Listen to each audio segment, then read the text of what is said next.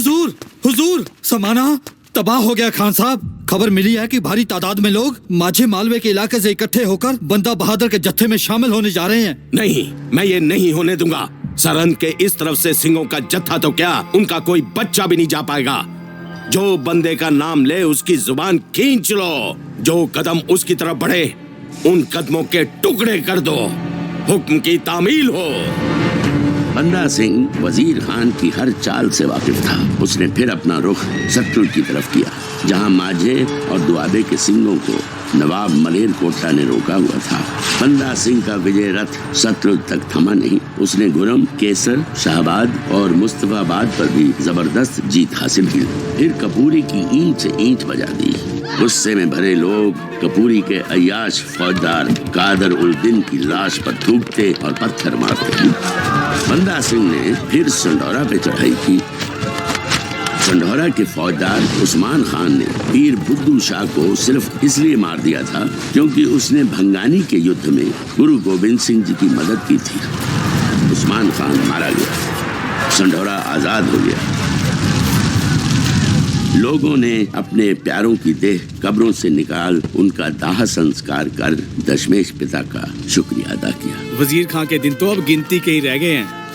अब तो उस बेचारे ने गिनती भी शुरू कर दी होगी। सुना आपने? हम दुआबे और माझे के सिंगों को तो बदले के उस दिन का इंतजार है जब हमारे हाथ में नंगी तलवारें होंगी और सामने वजीर खां का सर।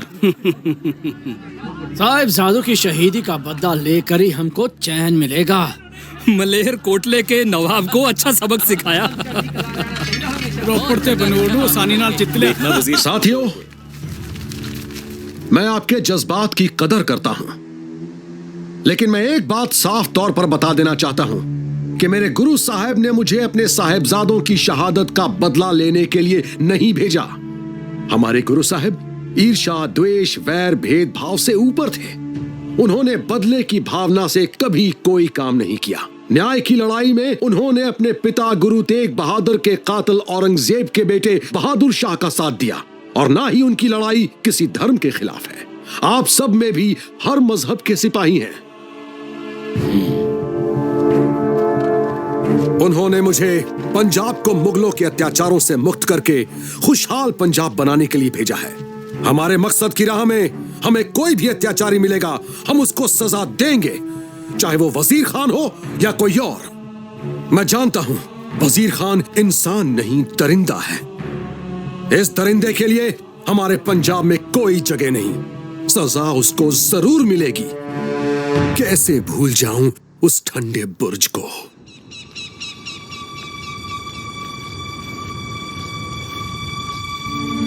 बेगम, यहां खड़े होकर उधर क्या देखती रहती हो? फिक्र ना करो, जो सडोरा में हुआ मलेर कोटला के नवाब के साथ सतलुज पे हुआ, उस तरह का कुछ भी सरहद में नहीं होगा। जीत हमारी होगी। मुगलों के सैकड़ों सालों के इतिहास में इतनी बड़ी जंग न किसी मुगल ने हारी है और ना मैं हारूंगा। और वो बंदा सिंह, उसको तो मैं ऐसी मौत दूंगा जिसे देख मौत भी मुझसे खौफ खाएगी। बुर्ज से आते सूनेपन के ठंडे अंधेरे को क्यों नहीं समझते? गुरु साहब का आशीर्वाद ले हम नंदेड़ से 31 निकले थे। उन्हीं की मेहर से आज गिनती हजारों में है। मौसम खुलते ही सरहद पर हमला करेंगे। तब तक हम इन्हें युद्ध कला के हर क्षेत्र में माहिर कर देंगे।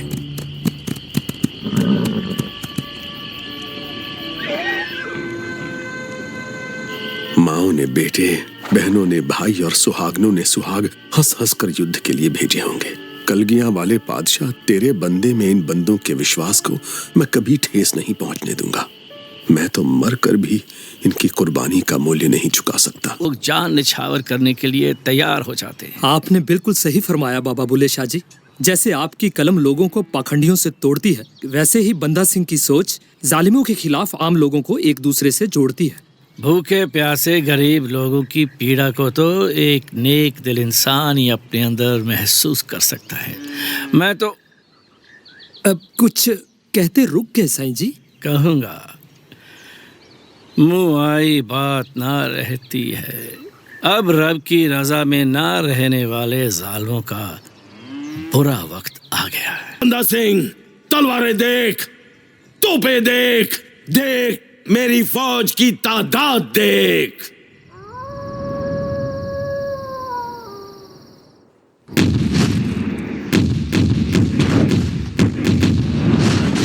सुभान अल्लाह, सुभान अल्लाह। मैं उन सिंहों की फौज के चिथड़े हवा में उड़ते देख रहा हूँ।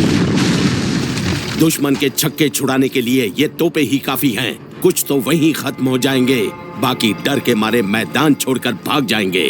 खेल खत्म। 15,000 पैदल और 12,000 घुड़सवार सिपाही, दर्जनों हाथी, तीरंदाज, खूंखार 5,000 गाजी और बहुत सारी तोपें। खबर पक्की है। हमारे स्वागत के लिए अच्छी तैयारी की है वजीर खान ने। बंदा सिंह जी, हम तोपों का मुकाबला कैसे करेंगे? बस तोपों की मार का पता चल जाए कि कहां से कहां तक है। बंदा सिंह जी, गांव के जो नौजवान हमारी फौज में शामिल होने आ रहे थे, वजीर खान ने उनको मरवा कर उन्हीं के गांव के चौराहों पर लटकवा दिया ताकि और लोग हमारे साथ जुड़ने की हिम्मत न कर सके।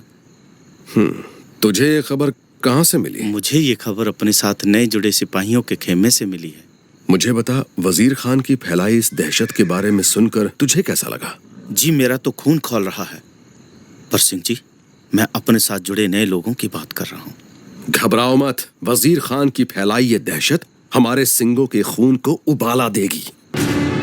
बस इस खून को ठंडा मत होने देना।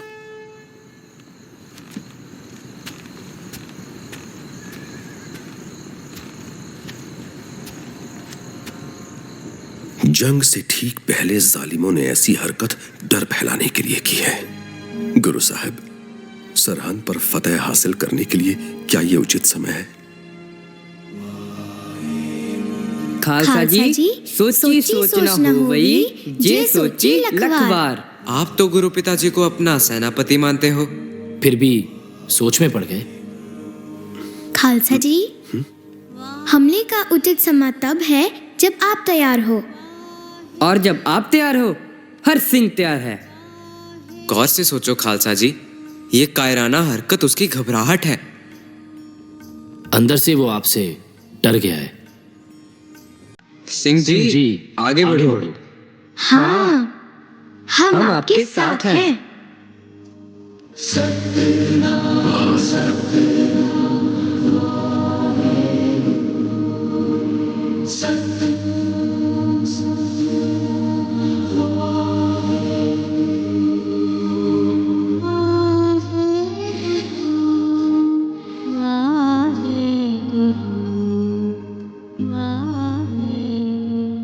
खालसा जी, सरहद से एक आदमी और एक औरत आपको मिलने आए हैं। वो पहले भी 2-3 बार आ चुके हैं। कहते हैं जंग शुरू होने से पहले आपसे मिलना जरूरी है।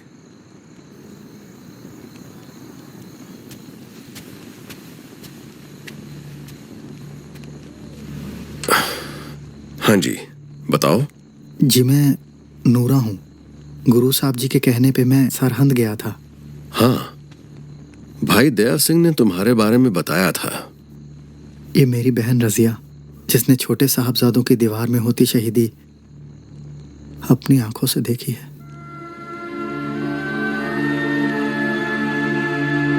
मैं आपके लिए कुछ लेकर आई हूँ।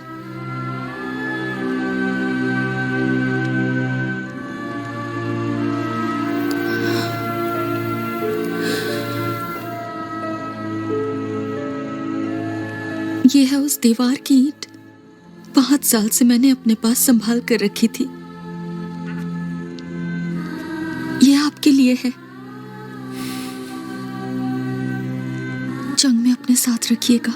मेरा विश्वास है आप वजीर खान को वो सजा दे सकेंगे जिसका वो हकदार है।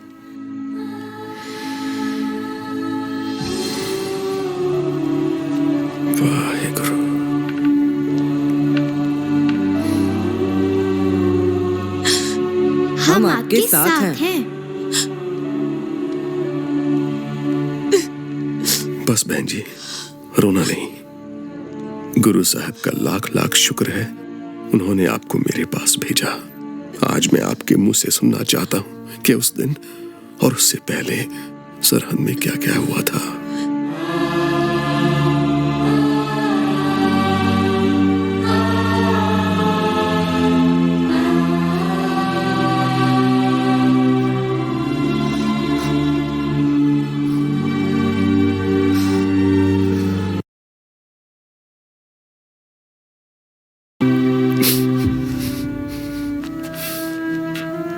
हे सच्चे बादशाह, आपने तो मुझे पंजाब आजाद कराने भेजा है, किसी से बदला लेने के लिए नहीं। लेकिन जंग में जाने से पहले जो हैवानियत की आंखों देखी कहानी इस बहन से सुनी है, उसको सुनकर बस मैं यही अर्ज करूंगा कि जिस वक्त वजीर खान मेरे सामने हो, उस वक्त आप मुझे माफ कर देना, माफ कर देना।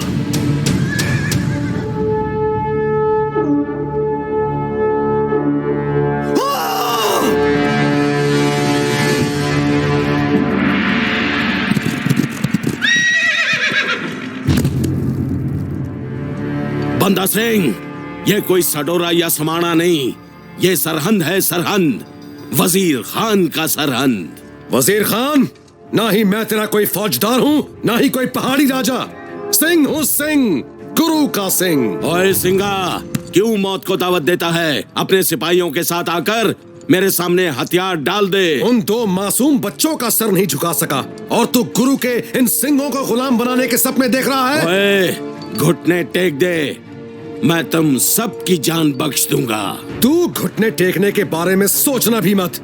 जालिम, मैं तेरी जान नहीं बख्शूंगा। तेरी ये मुट्ठी भर फौज शाम तक मेरे कब्जे में होगी। तू आगे तो बढ़। इधर मेरी तोपों को देख। ओए, इधर मेरे सिंगों को देख, एक एक आग का गोला है। बंदा सिंह, आखिरी मौका है तेरे पास। वजीर खान, आखिरी ख्वाहिश है तो बता। तू कल का उगता सूरज नहीं देखेगा। सूरज तो आज तेरे मरने के बाद ही डूबेगा। दुनिया की सबसे अव्वल कौम के सुरमाओं, दुश्मन पे ऐसा हमला करो कि हमारे खौफ से इनकी आने वाली पुश्तें कोख में ही खत्म हो जाएं। खालसा जी, काल बनकर टूट पड़ो इन दुश्मनों पर। तुम फौज अकाल की हो। हम सिंह गरज कर आज सरहंद में हुए पापों का इंसाफ करेंगे। गर्व से भर उठेगा हमारी आने वाली पीढ़ी का सीना जब वो आज का इतिहास पढ़ेंगे। आज की जंग का सेनापति कौन? देह शिवा, शुभ कर्मन्ते, न डरूं और सो जब निश्चय कर अपनी, निश्चय कर अपनी, निश्चय कर अपनी।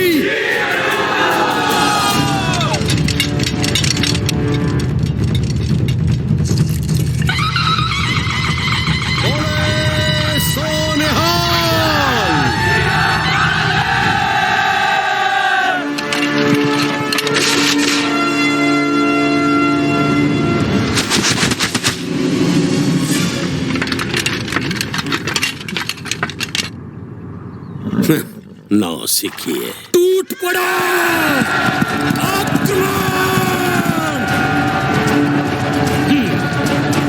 आगे बढ़ो। रुक जाओ, इसके आगे तोपों की मार है।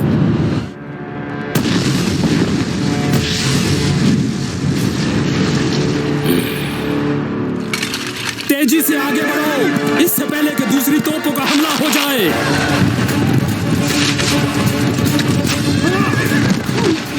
तीर चला, तोपें चला।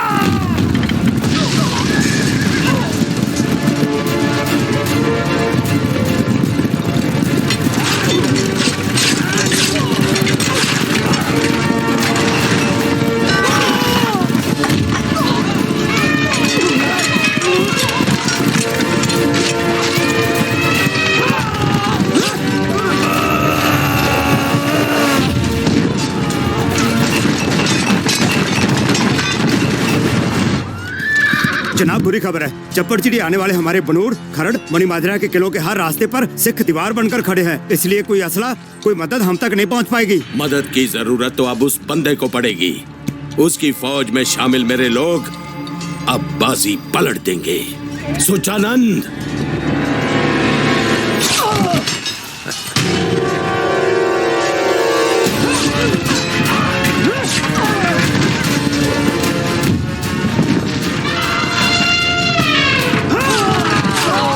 मुगल हावी हो गए हैं, सभी जान बचाकर भागो। ये क्या कह रहे हैं? अब खेल खत्म।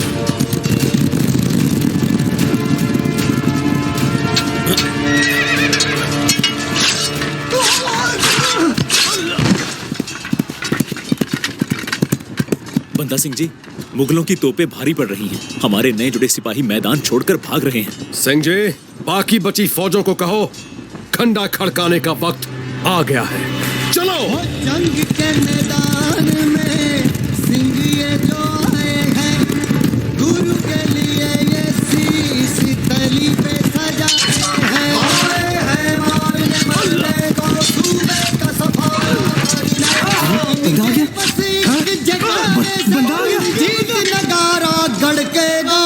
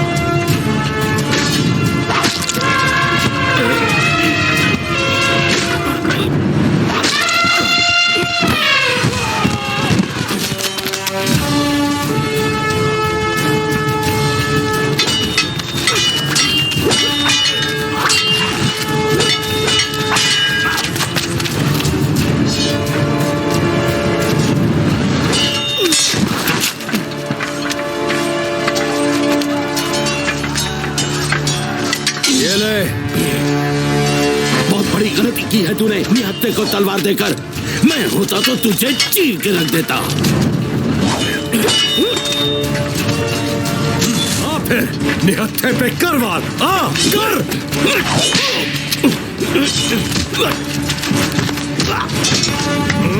मंदे कम्मी नानका जब कद मंदा होए। देखा, मजलूमों पर अत्याचार करने वाला हर कोई एक दिन ऐसे ही धूल चाट रहा होगा। अब तू ये सोच रहा है ना कि मैंने तुझे जान से क्यों नहीं मारा।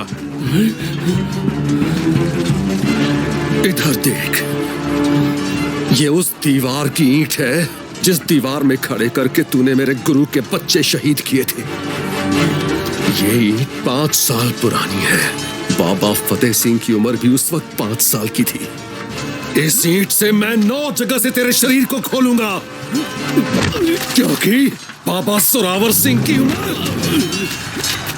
उस वक्त 9 साल की थी। अपनी करनी का फल भुगतने के लिए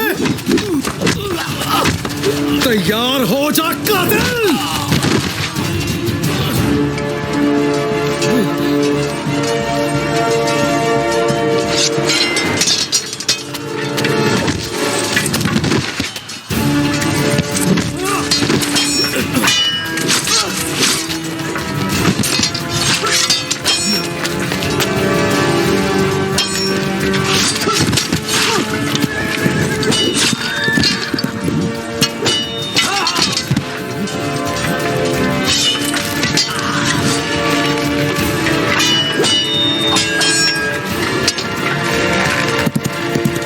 वजीर खान, इस फतेह सिंह से भी आज तू हारेगा।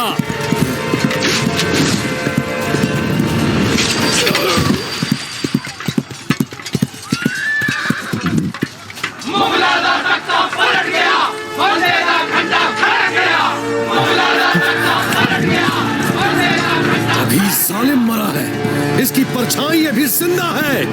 सरहंद चलाओ।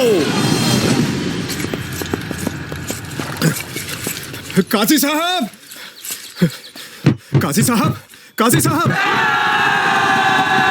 दरवाजा खोलिए। सुचानंद, क्या खबर है? हम लड़ाई हार गए हैं, वजीर खान मारा गया। बाल बच्चों को लेके दिल्ली भागो। ये तो सुच्चानंद है।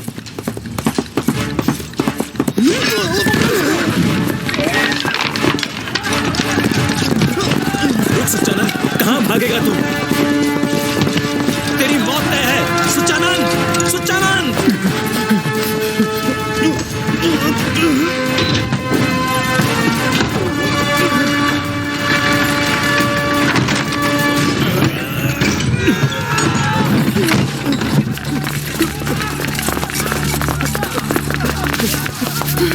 छोटे मुझे सुच्चानंद।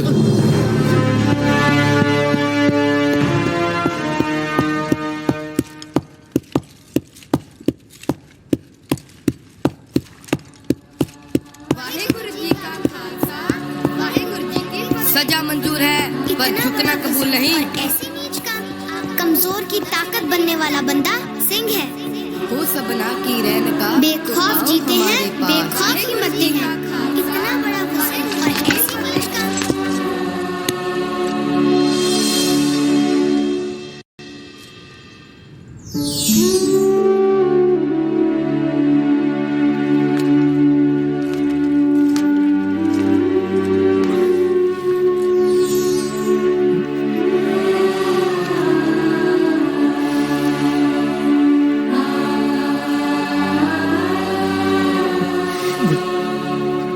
मुझे माफ कर दीजिए बंदा सिंह जी, मुझसे बहुत बड़ी भूल हो गई है। याद कर, इसी जगह पर खड़े होकर तूने मेरे गुरु साहब के बारे में क्या कहा था? सुना आपने? सुना आपने?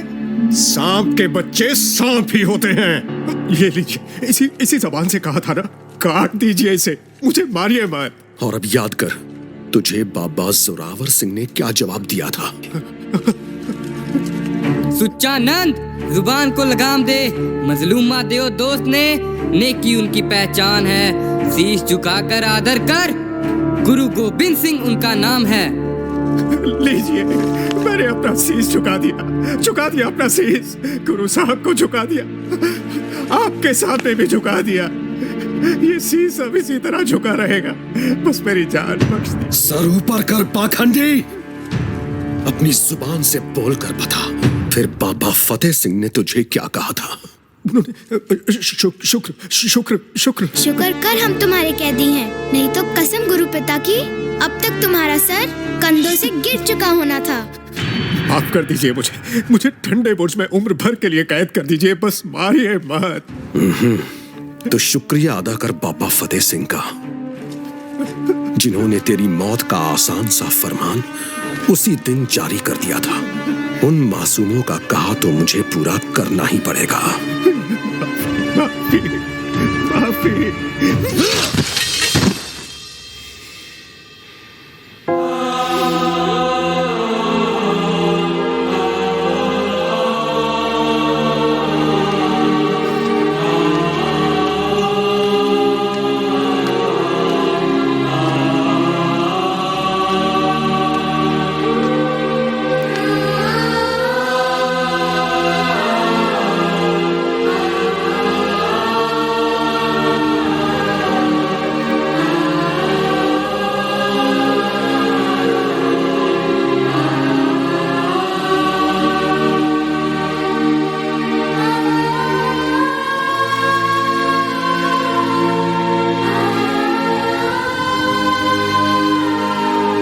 सिंह जी, हमने वजीर खान की बेगम और बच्चों को अपनी हिरासत में ले लिया।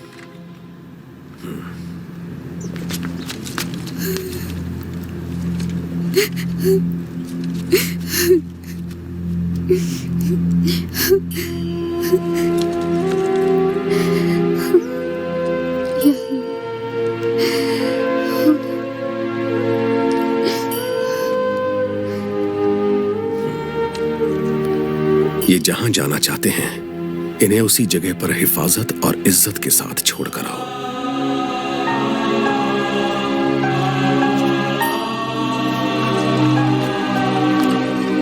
गुरु साहब की मेहर है, उस वजीर खान के बच्चों को रिहा कर दिया जिसने गुरु साहब के बच्चों को दीवार में चिनवाया था।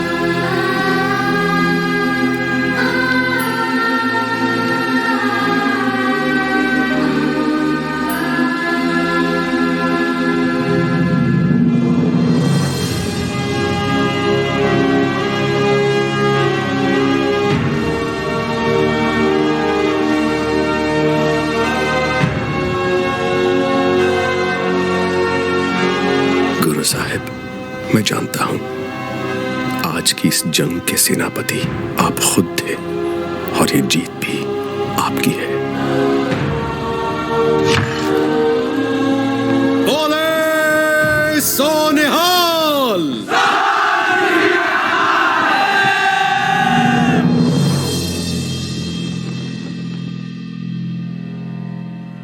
बंदा सिंह बहादुर ने न केवल पहला खालसा राज स्थापित किया बल्कि अपने गुरुओं के नाम के सिक्के भी चलाए, जिन पे गुरुओं को श्रद्धांजलि अंकित थी। उन सिक्कों को नानक शाही यानी गुरु नानक जी की अंकित था। सबके दाता सतगुरु नानक जी की असीम कृपा से और शहंशाहों के शहंशाह सच्चे पातशाह गुरु गोविंद सिंह जी की तेग की फतेह से ये सिक्के आध्यात्मिक और सांसारिक दोनों जगत के लिए जारी हुए हैं।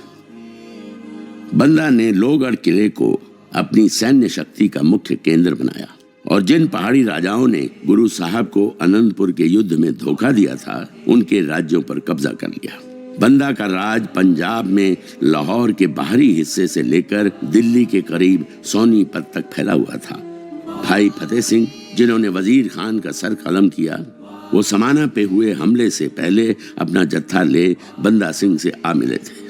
वो जिस गांव के रहने वाले थे, उसे आज गांव चक फतेह सिंह वाला के नाम से जाना जाता है। उनके पूर्वज सिखों के चौथे गुरुजी से करीब से जुड़े हुए थे। फतेह सिंह की 12वीं पीढ़ी आज भी उसी गांव में रहती है। बंदा सिंह का विवाह चंबा के राजा उदय सिंह की पुत्री सुशील कौर से हुआ था, जिन्होंने पुत्र अजय को जन्म दिया।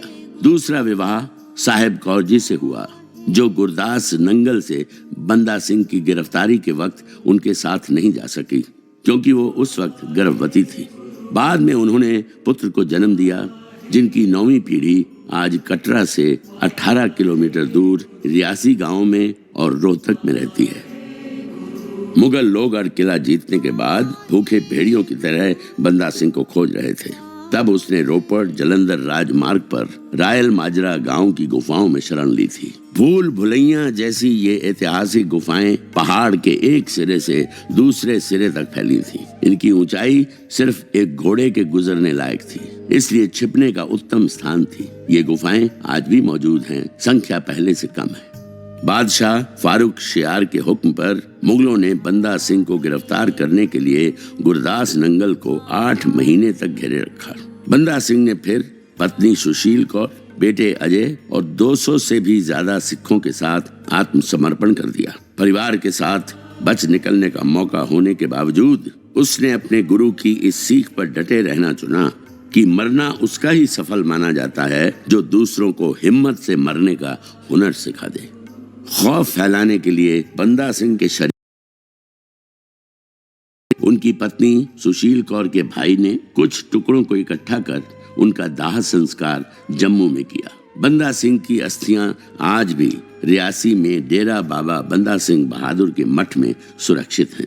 बंदा की उपलब्धियों ने सिखों की नई पीढ़ी को आने वाले संघर्षों के लिए तैयार किया, जिससे वो अहमद शाह अब्दाली जैसे हमलावरों को मुंह तोड़ जवाब दे पाए और महाराजा रणजीत सिंह भी विशाल सिख साम्राज्य खड़ा करने में कामयाब हुए। बंदा की वीर गाथा आज भी लोगों को नया इतिहास रचने को प्रेरित करती है।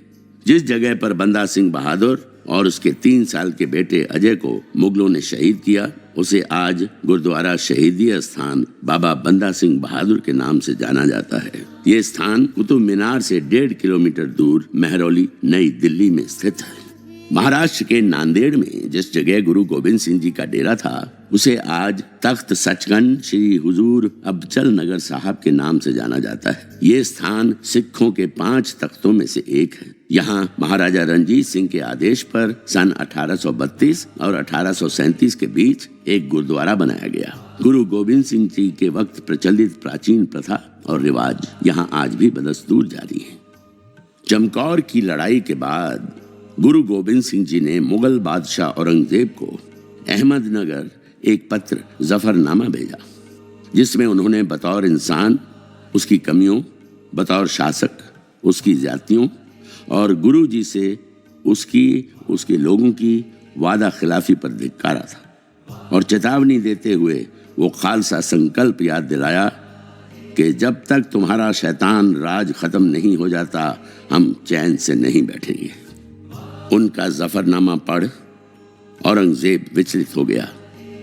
वो गुरु साहब से मिलना चाहता था, पर उससे पहले ही वो चल बसा।